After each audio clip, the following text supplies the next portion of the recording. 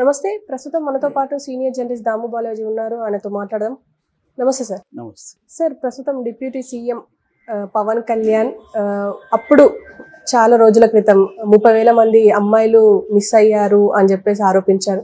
ఇప్పుడు వాళ్ళని వెతికే పనిలో పడ్డారు అని చెప్పేసి కూడా అంటున్నారు. ఈవెన్ కేఏపాల్ కూడా ఒక వీడియో విడుదల చేశారు, వాళ్ళని వెతకండి అని చెప్పేసి రిక్వెస్ట్గా. సో ఇదంతా జరిగే అవకాశం ఉందంటారా? పాసిబుల్ అవుతుందా? కేఏపాల్ ఒక వీడియో చేశాడు. అదేంటంటే మీరు ఎంతసేపటికి జగన్ని తిట్టడం తప్ప మీరు పరిపాలన ఏమి పట్టించుకోవట్లేదు. సో గవర్నెన్స్ని పట్టించుకోండి, పరిపాలన పట్టించుకోండి. సో ఫండ్స్ తీసుకొద్దాము, మనం ప్రత్యేక హోదా తీసుకొద్దాము, నేను కూడా ఉంటాను, నేను కూడా జగన్ని తిట్టాను, అయితే అది అయిపోయింది, రాజకీయాలు ఇప్పుడు అవసరం లేదు, ఇప్పుడు మీరు అధికారంలో ఉన్నారు, మీరు గతంలో చెప్పిన దాన్ని చేయాలి అని పవన్ కళ్యాణ్ని ఉద్దేశించి, మీరు గతంలో 30,000 మందికి పైన మహిళలు మిస్సింగ్ అన్నారు కదా, మీరు ఇప్పుడు అధికారంలో ఉన్నారు, దాన్ని మీరు ఎందుకు దాని మీద ఎంక్వైరీ చేయండి, ఆ 30,000 మందిని మిస్సింగ్ కారణం ఎవరు, వాళ్ళు ఎక్కడికి వెళ్ళారు, సో పోలీసులు ఎందుకు ఎంక్వైరీ చేయట్లేదు, దీని మీద మీరు ఎందుకు చేయట్లేదు అని పవన్ కళ్యాణ్ నిలదీశాడు. అక్కడ వాస్తవమే, ఎందుకంటే ఆయన ఏమని ఆరోపించాడు, నాకు సెంట్రల్ ఏజెన్సీలు చెప్పాయి 32,000 ఎంతో చెప్పాడు ఆయన, 32,000 మంది మహిళలు మిస్ అయిపోయారు, దీనికి ప్రధాన కారణం వాలంటీర్లని కూడా ఆయన చెప్పాడు. సో అప్పుడు డీజీపీ కూడా ఆయన అడిగాడు, అప్పుడున్న డీజీపీ రాజేంద్ర ప్రసాద్ రెడ్డి, మీ దగ్గర ఉన్న ఇన్ఫర్మేషన్ ఇవ్వండి, మేము ఎంక్వైరీ చేస్తామని. కానీ దానికి ఏమి సమాధానం చెప్పలేదు. మరి ఇప్పుడు ఆయన అధికారంలో ఉన్నారు, ఇప్పుడు ఆల్రెడీ వాళ్ళు అనేక శాఖలకు సంబంధించి రివీల్ చేస్తున్నారు, ఏ శాఖల అక్రమాలు జరిగాయి ఇవన్నీ కేసులు పెట్టే పనిలో ఉన్నారు. సో గతంలో వీళ్ళు ఆరోపించిన ఇసుక కుంభకోణం, మద్య కుంభకోణం, వీటి మీద అంతా ఎంక్వైరీలు వేస్తున్నారు కదా. అలాగే మహిళల మిస్సింగ్ మీద కూడా ఇప్పుడు ఆయన ప్రభుత్వమే ఉంది, మరి అతని దగ్గర ఇన్ఫర్మేషన్ ఉంది ఆల్రెడీ, ఆ ఇన్ఫర్మేషన్ గుట్టుగా ఎవరికి ఇవ్వకుండా పెట్టుకున్నాడు. ఎవరైనా ఇప్పుడు మిస్ అయ్యారనుకోండి, మీ వాళ్ళు మా వాళ్ళు మిస్ అయ్యారు, మీకు ఇంకొకరికో తెలిసిందా సమాచారం, వచ్చి చెప్పి పలాని మిస్ అయ్యారంట మీరు చూసుకోండి అని పోలీసులకి చెప్తారా, గుట్టిగా పెట్టుకుంటారా ఇన్ఫర్మేషన్? ఒక రాష్ట్రానికి సంబంధించిన 32,000 మంది మహిళలు మిస్సింగ్కి సంబంధించిన ఇన్ఫర్మేషన్ ఉంటే పవన్ కళ్యాణ్ దగ్గర అది ఇవ్వాలి కదా. ఇవ్వనప్పుడు నువ్వు ఎందుకు మాట్లాడుతున్నావు అంటే క్లియర్గా అది పొలిటికల్ కోసం అతను మాట్లాడాడు. ఇప్పుడు నిజంగా అది జెన్యూన్ అయితే ఇప్పుడు అతను ప్రూవ్ చేయాలి, ప్రూవ్ చేసి రంగంలోకి దిగి దాని మీద ఒక కమిటీ వేస్తారా, మరి ఏం చేస్తారో చూసి మిస్సింగ్ మహిళలు ఏమయ్యారు కనీసం డేటా బయట పెట్టాలి. ఇప్పుడు అందులో కొంతమంది వచ్చేసారా, అసలు ఎవరు మిస్సింగు, రెండోది ఏంది మిస్సింగ్ అని కూడా అని ఊరుకోలేను, వీళ్ళంతా హ్యూమన్ ట్రాఫికింగ్లోకి వెళ్తున్నారు, అది మోర్ గ్రేవ్ ఇదనమాట. ఎందుకంటే మిస్సింగ్ అంటే రకరకాల కేసుల్లో మిస్సింగ్ అని రాసుకుంటారు వీళ్ళు. అంటే ఒక అమ్మాయి అబ్బాయి లేచిపోయారనుకో మిస్సింగ్ అని ఉంటుంది, అమ్మాయి తరపున వాళ్ళు కంప్లైంట్ చేసినప్పుడు మిస్సింగ్ అని రాస్తారు.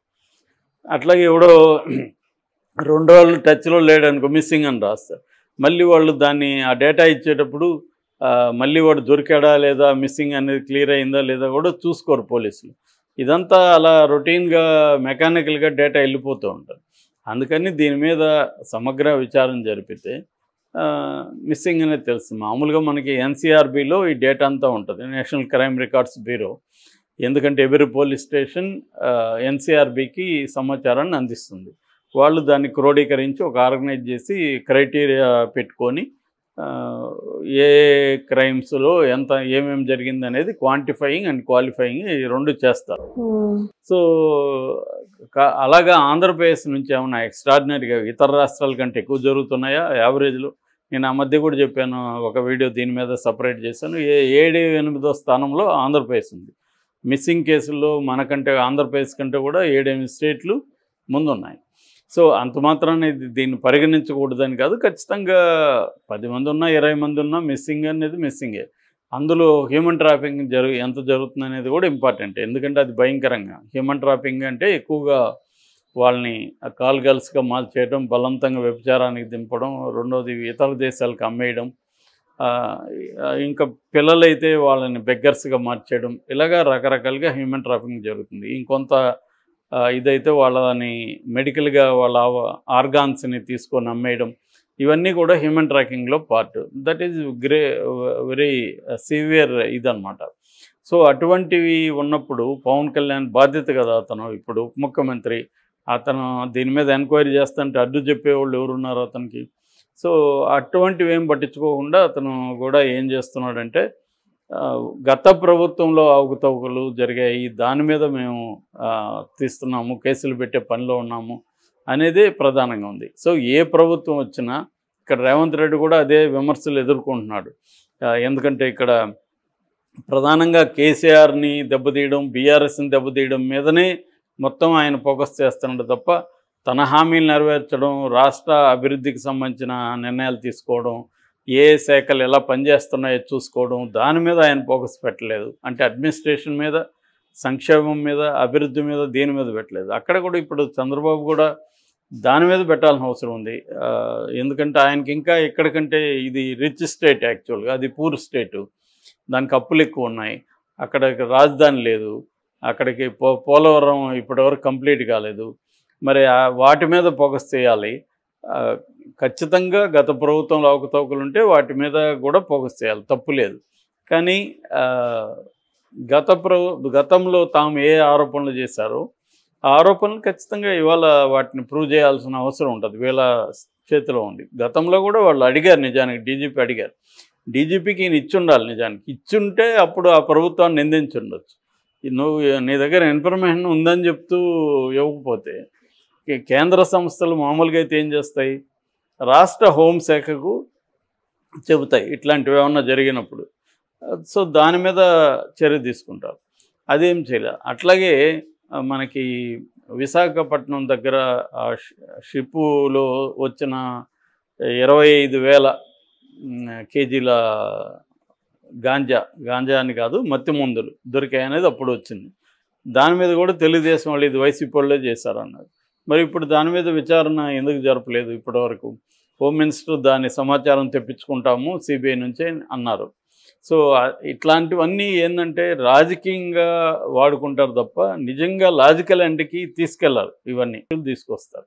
సో రేపొద్దున అరెస్టులు కూడా పెరుగుతాయి మనకి.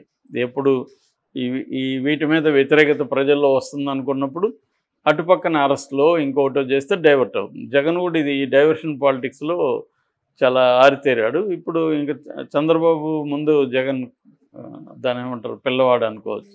చంద్రబాబు చెప్పాడు నువ్వు నా ముందు బచ్చా అని, అది వాస్తవమే. ఎందుకంటే చంద్రబాబుకు ఉన్న అనుభవం, ఆయనకున్న వ్యవస్థల మీద పట్టు, సో ఇలాంటి వ్యవహారాల్లో జగన్ ఖచ్చితంగా బచ్చానే. సో ఇంత అనుభవం, ఇంత వ్యవహారాలు ప్రజలకు సంబంధించిన సమస్యల మీద ఫోకస్ చేయాల్సిన అవసరం ఉంది. ముఖ్యంగా పవన్ కళ్యాణ్కి అది ఎక్కువ బాధ్యత ఉంది. ఎందుకంటే ఈ 30,000 మంది మహిళల బాధ్యత పవన్ కళ్యాణ్ తీసుకోవాలి. మొన్న ఒక మహిళ తన పాప 9 నెలల క్రితం మిస్ అయిందని పవన్ కళ్యాణ్ దగ్గరికి వచ్చినప్పుడు ఇమీడియట్గా పవన్ కళ్యాణ్ సీఏకి ఫోన్ చేసి దీని మీద చూడమన్నాడు. అంతవరకు ఓకే, కానీ దాన్ని ఫాలోఅప్ చేయాలి. అసలు రెండోది అతను ఎందుకు పట్టించుకోలేదో అతని మీద చర్య తీసుకోవాలి. ఎందుకంటే 9 నెలలుగా అతను ఏం చేస్తున్నాడు, సిఐ అంటే ఆ స్టేషన్ ఏం చేస్తుంది, ఒక బాలిక 9 నెలలు మిస్. నేను అప్పుడే చెప్పాను, అది కూడా నాకు తెలిసి మిస్సింగ్ కాదు, ఆమె చెప్తుంది అక్కడ కూడా మాయ మాటలు చెప్పి నా పాపను తీసుకెళ్ళాడని. సో అది కూడా లవ్ స్టోరీనే, ది ఎలోప్డ్. సో దాన్ని చెప్తుంది. మేబీ పవన్ కళ్యాణ్కి కూడా అర్థమై ఉంటుంది, అందుకని ఆయన చెప్పి ఊరుకున్నాడు. అంటే అదే కానీ ఇదే కానీ మనం ఊహించుకుంటే జగన్ ఉన్నప్పుడు ఇది జరిగి పవన్ కళ్యాణ్ ఇది ఉంటే ఈ ఇష్యూని పెద్ద ఎత్తున పవన్ కళ్యాణ్ లేపుండేవాడు. సో అంటే మనకు అర్థమవుతుంది అధికారంలో ఉంటే ఎలా బిహేవ్ చేస్తారు, ప్రతిపక్షంలో ఉంటే ఎలా బిహేవ్ చేస్తారు ఎవరైనా. దీని ఇష్యూని ఎందుకో వైసీపీ వాళ్ళు కూడా చేయట్లేదు. ఎందుకంటే వైసీపీ మేబీ 6 నెలలు టైం ఇద్దామని వెయిట్ చేస్తున్నారు అనేది ఒక వెర్షను. రెండో వెర్షన్ వాళ్ళ సమస్యలే వాళ్ళకి ఇప్పుడు ఉన్నాయి, వాళ్ళ ఆఫీసులే కూలగొడితేనే వాళ్ళు ఏం చేసుకోలేని పరిస్థితి ఉంది. సో అటువంటి ఒక డిఫెన్స్లో వాళ్ళు ఉన్నారు. Okay sir, thank you.